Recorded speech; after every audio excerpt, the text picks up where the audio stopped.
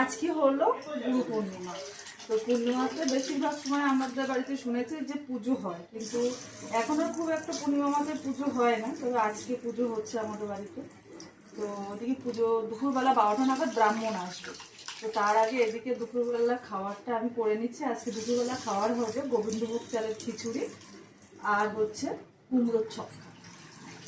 তারপরে এদিকে এটা করে রেখে দিয়ে তারপরে যাবো পুজো গোছাতে। ওইদিকে সকালবেলা ঠাকুরের জন্য চান টান করে ঠাকুরের পুজো দিয়ে দিয়েছে।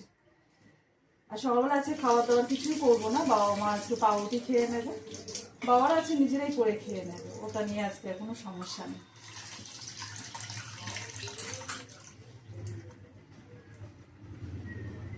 ঠাকুরের ভোগের জন্য ওদিকে লুচি করে নিয়েছে আর সুজি করে নিয়েছে। বাবাকে একটু বললাম গোবিন্দভোগ চাল আনতে, একটু পায়েস করবো ওটা নিয়ে আসলে। একটু পায়েস, একটু তাল আছে, ভেবেছিলাম ওটা তাল বড়া করবো, কিন্তু ওটা এখনো তালটা ছেঁকতে হবে, তারপরে বড়া করতে হবে, ওটা তো অনেকটা সময় লেগে যাবে। অ্যাকচুয়ালি আমাদের প্রোগ্রাম ছিল না, কিন্তু আগে ছিল যে পূর্ণিমাতে পুজো করবো এবার, কিন্তু আজকে সেই যে পূর্ণিমা সেটা আর মাথায় ছিল না। কালকে রাতের বেলা মা হঠাৎ করে বলছে যে কালকে সন্ধ্যাবেলা পূর্ণিমা লেগেছে, তো তখন রাত 8:30 একটা বেজে গেছে। তো কালকে আমাদের বাড়িতে পুজোটা করলে হতো বলতে দিদিকে ফোন করলাম, যেহেতু দিদি ব্রাহ্মণটা দেখে দেয়, তারই জন্য ব্রাহ্মণটাও চলে আসবো বলে 12টা নাগাদ, তার জন্য পুজোটা আজকে আমাদের বাড়িতে করছে। এই দিকে এইটা রান্না বান্নাগুলো কমপ্লিট করে রেখে তারপরে যাব ঠাকুরের মুকামগুলো সাজাতে। ঠাকুরের মুকামটা সাজানোর জন্য অনেকে আছে, সবাই মিলেমিশে মুকাম সাজাবো, ফল বানাবো, সিডনি করলে হয়ে যাবে। বাড়িতে একটা পুজো টুজো হলে বেশ মনটা ভালো থাকে আর ভালোও লাগে।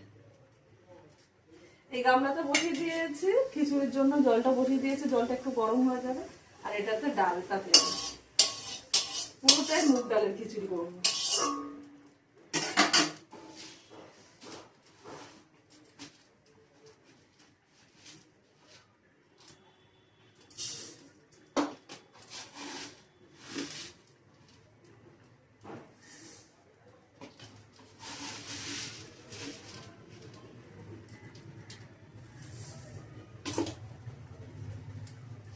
তো চলো, বাড়িতে পুজো হচ্ছে,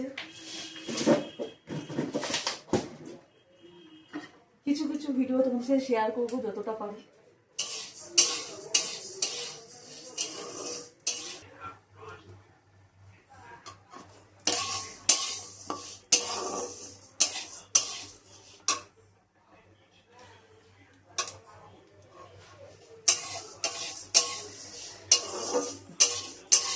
তো রান্নাটা কমপ্লিট করে রেখে দিয়ে তারপরে কাপড় জামাটা পাল্টে তারপর ঠাকুরের দিকে যাব। তার মধ্যে দিদিও চলে আসবে। আজকে খিচুড়িটা একটু অন্যরকম ভাবে করব।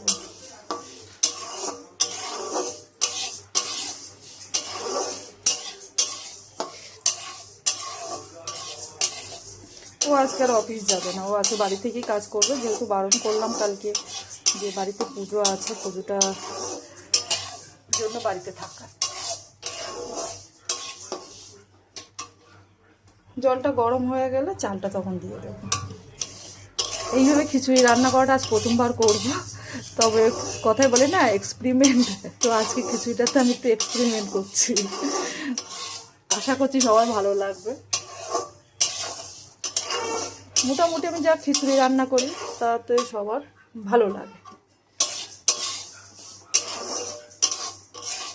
যাই হোক চলো বন্ধুরা, তো আমি এদিকে রান্নাটা কমপ্লিট করে রেখে দিই, তারপরে পুজোর ঘরে যাব। আর পুজোতে ওখানটায় কী কী হচ্ছে না হচ্ছে যেগুলো পারি সেগুলো তোমাদের সাথে শেয়ার করবো।